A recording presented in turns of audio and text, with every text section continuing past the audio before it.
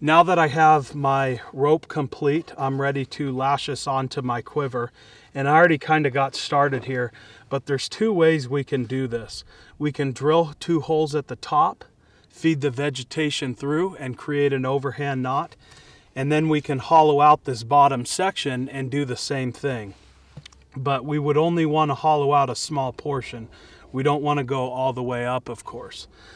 I usually do that with leather products or even when I'm working with sinew, but for yucca fiber, I just lash it around.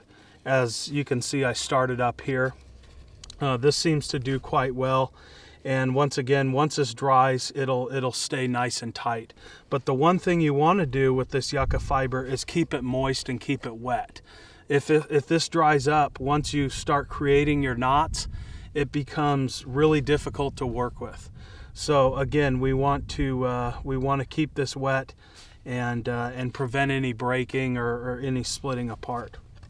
So I have this lashed around and I just fed the bottom through that top loop and I cinched it down tight. At this point, I just want to create a knot to secure that off.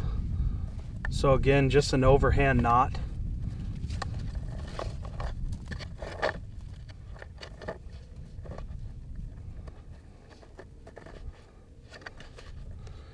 Just like that. And again, as this dries, it's going to shrink, much like sinew does. So then I want to create some slack up at the top or in the midsection where this is going to fit around my chest. And I want to pinch this down. I want to go around once, twice, and then I'm going to create another knot. And we'll tighten this up a bit.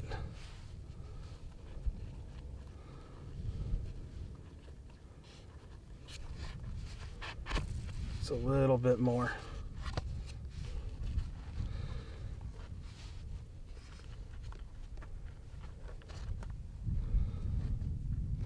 So this yucca, again, it was 5 leaves and I had a little bit of fiber left over. I figured this would be plenty, and it seems like it's going to be. But the true test is when we start to adjust this.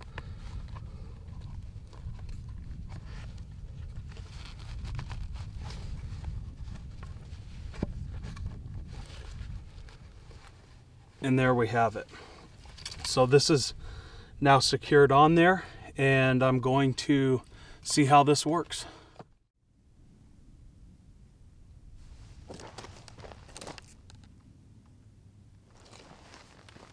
So as you guys can see, this is fitting real nice. It's perfect.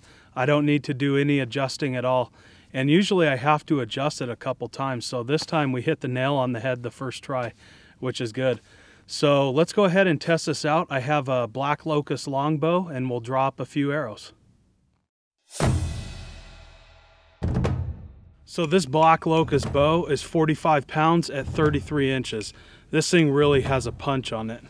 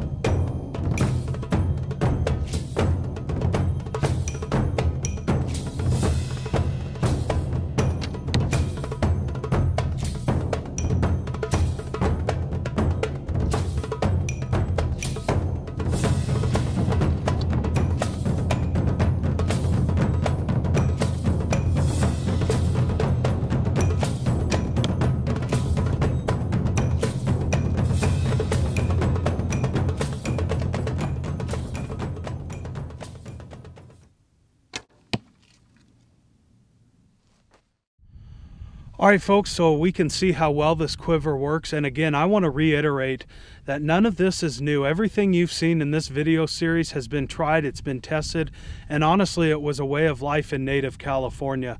So I firmly believe in giving proper credit where credit is due, and that's to the Serrano, the Kuya, and the Chemehuevi that once occupied this land far before I got here. So I do appreciate you joining me for this video series. I'm Jeff with MartinSurvival.com. We'll see you in the next one. Thanks for watching.